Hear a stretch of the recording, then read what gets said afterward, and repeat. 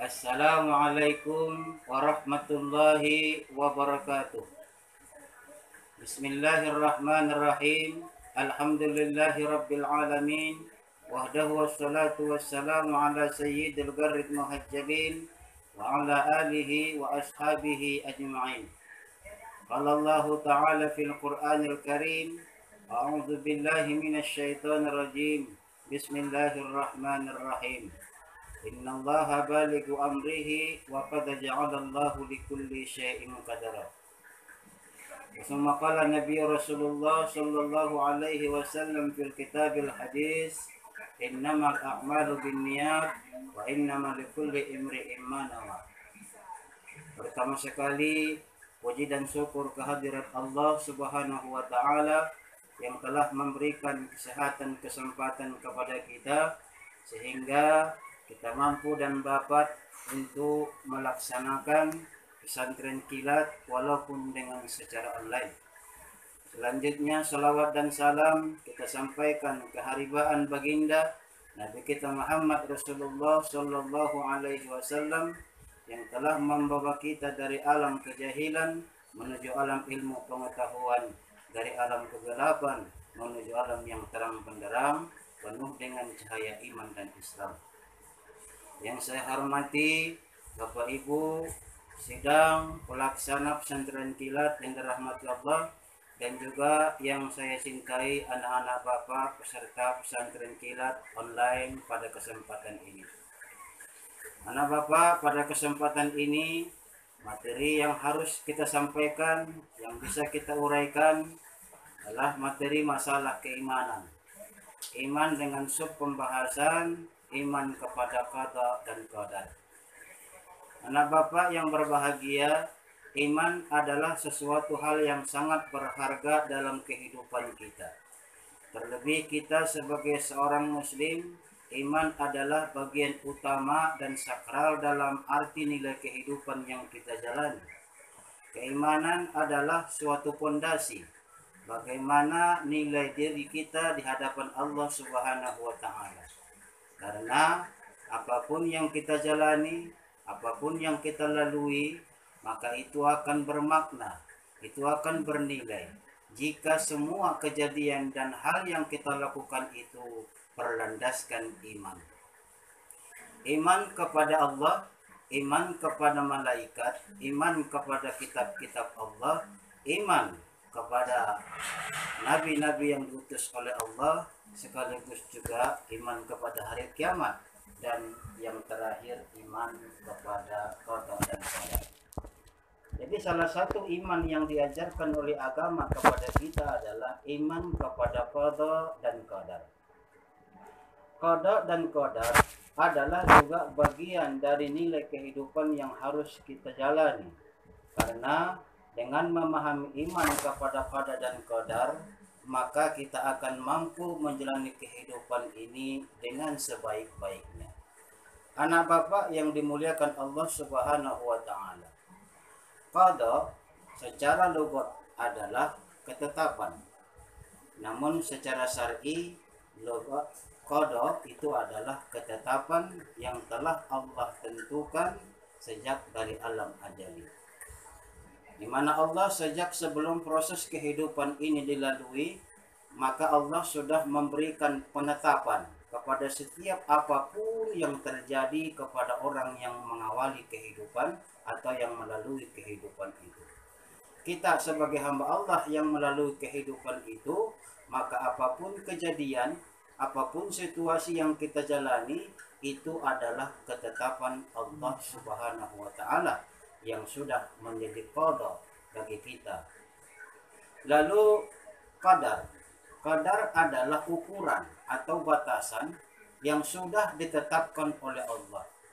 Jadi setiap apapun yang dilalui oleh manusia, apapun yang kita akan jalani, maka itu sudah ada kadarnya, sudah ada batasnya, dan penetapan Allah Subhanahu wa taala tentang itu sudah dari dulunya. Jadi Allah sudah menegaskan dalam surah At-Talaq, Allah berfirman, innallaha balighu amrihi wa qad ja'alallahu likulli syai'in qadara. Sesungguhnya Allah sesungguhnya Allah menyampaikan segala sesuatu perkara dan segala perkara itu sudah disesuaikan dengan ukurannya. Ukuran dari Allah yang telah menetapkannya. Bagaimana kejadian hal-hal yang kita lalui, hanya Allah yang memiliki hak dengan itu. Anak bapak yang dirahmati Allah Subhanahu wa ta'ala, qadar dan qadar ini kita kenal, kita umumnya disebut dengan takdir. Takdir Allah Subhanahu wa ta'ala. Saat kejadian yang sudah kita lalui, hal-hal yang akan kita lewati, maka kita sebut umumnya dengan takdir. Itu sama halnya dengan qadar dan qadar Allah Subhanahu wa ta'ala. Dan pada kesempatan ini saya ingin menyampaikan bahwa takdir Allah Subhanahu wa ta'ala itu terbagi dua. Yang pertama, takdir mu'allaq. Mu'allaq secara bahasa artinya adalah tergantung. Tergantung dari apa? Tergantung dari apa yang sudah Allah fasilitasi kita sebagai hamba-Nya. Apa fasilitas yang telah Allah berikan kepada kita? Banyak. Seperti akal, kemauan, dan juga keinginan untuk mendapat dan meraih segala sesuatu yang baik. Jadi artinya takdir mu'allaq ini tergantung kepada sejauh mana usaha, keinginan, dan kemauan kita untuk meraih yang terbaik. Bahwa kita menjalani kehidupan kita ini banyak hal yang memang digantungkan oleh Allah terhadap usaha kita. Apa contoh dari takdir mu'allaq ini? Contohnya seperti kepintaran. Jadi pintarnya seseorang itu Allah gantungkan takdirnya pada usaha orang tersebut.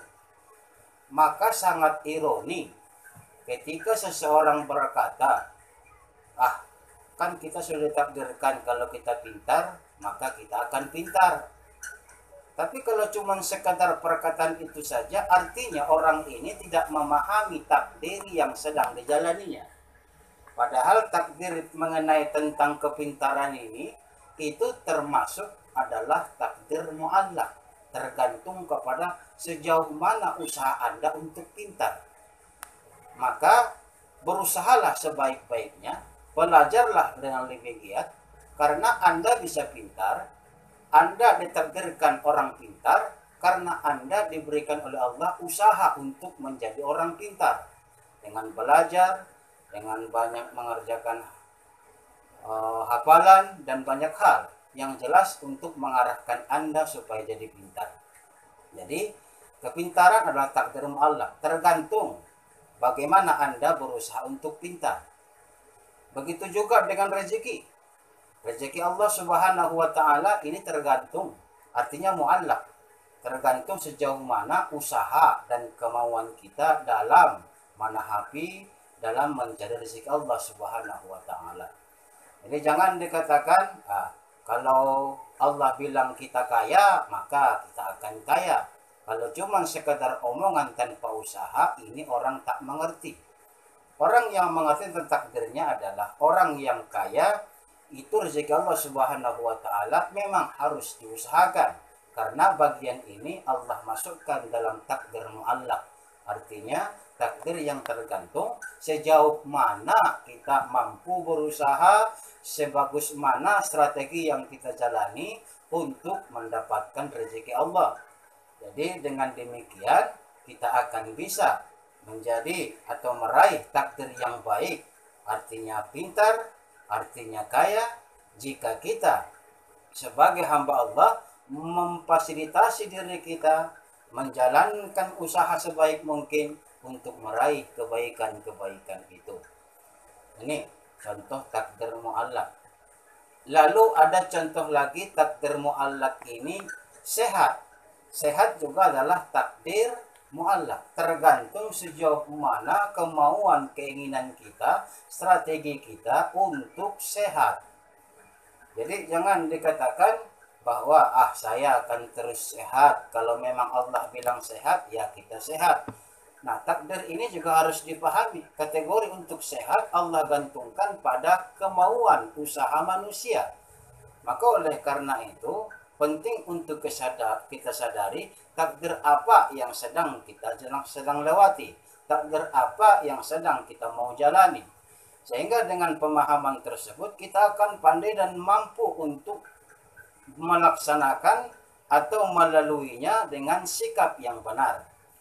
Nah, pada kondisi sekarang umpamanya anak bapak, kita sedang menjalani suatu situasi yang luar biasa, yakni pandemi global, di mana kehidupan kita, negara kita, bahkan di negara-negara banyak lainnya, pokoknya di planet kita ini sedang mewabah COVID-19 atau virus corona. Nah, ini merupakan suatu takdir dari Allah Subhanahu wa taala. Takdir apakah ini? Nah, ini. Takdir ini harus kita pahami, takdir yang di mana? Takdir macam mana?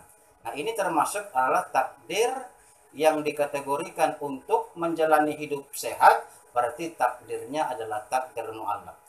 Karena kita harus berusaha untuk sehat atau tidak terjangkit dari virus ini. Jangan karena situasi ini malah melemahkan iman kita dan menghilangkan rasio. Padahal kita harus sadari bahwa keimanan kita harus juga didasari oleh rasio kita, oleh ilmu yang ada pada diri kita. Orang beriman dengan ilmu adalah sesuatu pasangan yang harus ada pada diri kita sebagai hamba Allah. Di samping kita memiliki iman yang juga memiliki kondisi dan dasar dari ilmu pengetahuan, maka itulah iman yang teguh. Maka situasi kita sekarang, bahwa kita dalam menghadapi pandemi global ini, kita harus sesuai dan memahaminya, bahwa nilai-nilai kesehatan yang merupakan takdir mu'allaq bagi kita, kita harus berusaha sehat supaya kita jangan sakit atau terjangkit. Karena dengan usaha itulah kita harus mendapatkan kesehatan itu. Kalau kita berpikir bahwa karena situasi pandemi global ini sudah memasuki halaman keyakinan, perdebatan luar biasa tentang bagaimana sikap harusnya dalam menjalani kehidupan kita di tengah wabah yang luar biasa ini. Banyak hal sudah pendapat-pendapat atau orang-orang ahli yang membicarakan masalah ini, yang kadang kalau kita pikirkan melenceng dari nilai-nilai yang sebenarnya. Bahkan ada sebagian orang berpendapat, kenapa kita harus lebih takut kepada virus corona ketimbang kepada Allah? Ini adalah suatu pemahaman yang melenceng. Tidaklah artinya karena kita menjaga diri kita dari sesuatu hal yang membuat kita sakit, menjadikan kita takut kepada Allah atau lebih takut kepada corona. Padahal sebenarnya bahwa kita di dalam menjalani keadaan kita ini, kita harus sadar sesadar-sadarnya bahwa usaha kita, niat kita untuk bisa hidup sehat tergantung adalah dalam takdir yang mu'allaq.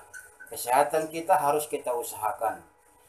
Jangan kita terjangkit, supaya kita jangan terjangkit penyakit juga kita harus usahakan. Bagaimana usahanya? Untuk bersih, menjauhi hal-hal yang bisa menebarkan atau menularkan penyakit atau virus ini sendiri.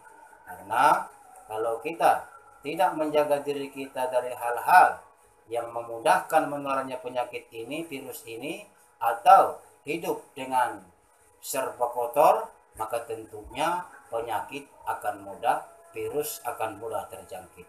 Walhal kesehatan kita ini adalah takdir Allah, yang dalam bagiannya adalah takdir mu'allaq, tergantung sejauh mana kita mampu dan berniat untuk menjadi orang sehat, untuk jauh dari penyakit. Nah, jadi anak-anak Bapak, ketahuilah bahwa umpama dengan adanya suatu pemutusan dari fatwa MUI bahwa kita tidak atau dibolehkan melaksanakan sholat di rumah, tidak berjamaah di masjid, melaksanakan sholat zuhur ganti dari sholat Jumat, ketahuilah bahwa itu merupakan bagian dari pemahaman takdir mu'allaq. Artinya takdir sejauh mana usaha dan kemauan kita untuk sehat, untuk tidak terjangkit penyakit. Inilah contoh dari takdir mu'allaq. Lalu yang kedua, takdir mubram, yakni takdir yang tidak bisa diganggu gugat oleh kita sebagai hamba Allah. Ini adalah takdir mutlak yang tidak bisa diganggu gugat apapun usaha yang kita lakukan. Apa itu? Contohnya takdir mubram adalah mati. Mati adalah takdir yang mubram. Kita tidak bisa berusaha untuk hidup lebih dari usia yang telah Allah tetapkan. Kematian kita itu sudah ditetapkan kapan dan di mana. Ini nggak bisa kita usahakan. Bagaimana kita mati, kita nggak bisa usahakan. Ini sudah ditetapkan oleh Allah Subhanahu wa Ta'ala. Orang tua kita nggak bisa mengubah orang tua kita. Kita mau lahir dengan orang tua si anu nggak bisa. Kita harus hidup sesuai dengan apa yang Allah takdirkan siapa orang tua kita. Kita nggak punya pilihan dalam hal ini. Hanya Allah yang sudah menetapkan siapa yang menjadi ayah kita, ibu kita. Di mana kita lahir, itu juga sudah merupakan ketetapan mubram, takdir mubram dari Allah Subhanahu wa Ta'ala. Tidak bisa kita untuk merubahnya. Kita lahir dengan warna kulit seperti ini, itu juga adalah takdir dari Allah Subhanahu wa Ta'ala, yakni takdir mubram. Jadi anak Bapak yang dimuliakan Allah, ini takdir yang kedua, takdir yang tidak bisa diganggu gugat oleh kita bagaimanapun kerasnya usaha kita, yakni takdir mubram. Takdir yang mutlak tidak bisa diganggu gugat oleh hamba. Hanya kita menjalani bagaimana takdir ini akan menghadapi atau mendatangi kita. Anak-anak Bapak yang dimuliakan Allah Subhanahu wa Ta'ala, lalu hikmahnya kita beriman kepada qada dan qadar. Yang pertama, bahwa dengan iman kepada qada dan qadar akan menimbulkan rasa syukur kita kepada Allah Subhanahu wa Ta'ala. Karena apapun yang telah kita jalani, bagaimanapun situasi yang kita hadapi, karena itu datangnya dari Allah Subhanahu wa Ta'ala, baik sesuatu hal yang baik atau kenikmatan maupun sesuatu hal yang buruk ataupun kesengsaraan, semuanya datang dari Allah, dan segala apapun yang kita terima ini datangnya dari Allah Subhanahu wa Ta'ala. Maka tentunya sebagai hamba Allah patut harus mampu mensyukuri apa yang telah Allah karuniakan kepada kita, apa yang telah Allah berikan kepada kita. Ini hikmah pertama. Lalu hikmah yang kedua, orang-orang yang beriman kepada qada dan qadar, dia itu akan memiliki sifat tawadu, rendah hati. Kenapa? Karena dengan menyadari qada dan qadar, bahwa segala sesuatunya itu datangnya dari Allah Subhanahu wa Ta'ala, maka dia harus tahu betapa dia tidak memiliki hak apa-apa dalam kehidupan ini. Hanya dari Allah lah segala sesuatunya. Maka dia tidak memiliki sesuatu apapun yang bisa dibanggakan. Maka dia akan sadar, beginilah ternyata fakta hidupnya, bahwa dia tidak memiliki apa-apa, karena segala sesuatunya itu bersumber dari Allah Subhanahu wa Ta'ala. Entah itu karunia yang luar biasa besarnya, entah itu azab yang begitu sengsaranya, yang jelas Allah semua yang memberikannya, dari Allah semua sumbernya, tidak secuil pun dari dirinya. Maka dengan ini dia akan sadar, orang-orang beriman kepada qada dan qadar yang sadar bahwa segala sesuatunya datang dari Allah Subhanahu wa taala, maka ini semuanya adalah milik Allah Subhanahu wa taala, bahkan termasuk dirinya sekalipun. Jadi akan melahirkan tawadhu, rendah hati, bahwa memang hanya Allah lah yang memiliki segala sesuatu dan bahkan dirinya sekalipun. Lalu yang ketiga, makna atau hikmah beriman kepada qada dan qadar. Yang ketiga adalah raja, melahirkan harap. Kenapa? Karena dengan qada dan qadar, iman kepada qada dan qadar itu akan melahirkan sifat optimis, sikap rajab, harap bahwa apapun yang telah Allah berikan kepada kita, entah itu berupa nikmat, entah itu berupa ajab cobaan, semuanya itu adalah untuk menguji nilai diri kita. Dan dengan itu kita akan mendapat nilai terbaik. Karena dengan adanya ujian, dengan adanya situasi yang kita hadapi, apapun itu kondisinya, itu haruslah kita optimis bahwa segalanya itu akan bisa kita lalui dan akan memberikan nilai terbaik bagi kita. Karena tujuan dari apapun segala yang kita hadapi ini adalah ujian bagi kita, apakah memang kita hamba yang baik di sisi Allah Subhanahu wa taala atau tidak. Jadi anak-anak bapak sekalian, orang yang beriman kepada qada dan qadar, dia akan memiliki raja, memiliki harap yang tinggi, optimis yang luar biasa, karena dia ingin mencapai kecemerlangan dirinya, mencapai jati dirinya yang terbaik dengan menjalani situasi apapun yang Allah berikan kepadanya, karena Allah memberikan ujian semata-mata untuk membuat dirinya semakin baik, membuat dirinya semakin bernilai di hadapan Allah Subhanahu wa taala. Lalu yang keempat, makna atau hikmah dari beriman kepada qada dan qadar adalah sabar. Dalam menjalani kehidupan, tentu kita menjalani atau menghadapi situasi yang sangat baik atau sangat buruk. Sesuatu yang berupa nikmat ataupun yang berupa ajab atau ujian. Contoh seperti yang kita hadapi saat ini. Maka dalam menjalani pandemi seperti yang kita alami saat ini, maka orang yang benar-benar beriman kepada qada dan qadar, maka dia akan sabar dalam menjalaninya. Kenapa? Karena betapapun hebatnya pandemi yang kita alami ini, pasti akan mampu kita lewati. Kenapa? Karena kadar pandemi atau virus yang Allah ujikan kepada kita ini sudah pasti sesuai dengan kadar kekuatan kita. Bukan kalau sudah menetapkan kadarnya, maka kadarnya bagaimanapun kuat dan hebatnya pandemi yang kita jalani ini, rasa-rasa sulit mungkin untuk kita lewati, itu tidak akan seperti itu. Tapi sebagai hamba Allah yang yakin kepada qada dan qadar, dia pasti tahu dan pasti meyakini dirinya bahwa bagaimanapun hebatnya kondisi yang dialami sudah sesuai dengan ukuran, sesuai dengan kadar dari kekuatan yang dimilikinya. Jadi dia akan mampu bersabar, mampu dia akan menjalani kehidupan itu, menjalani keadaan itu dengan hati yang sabar.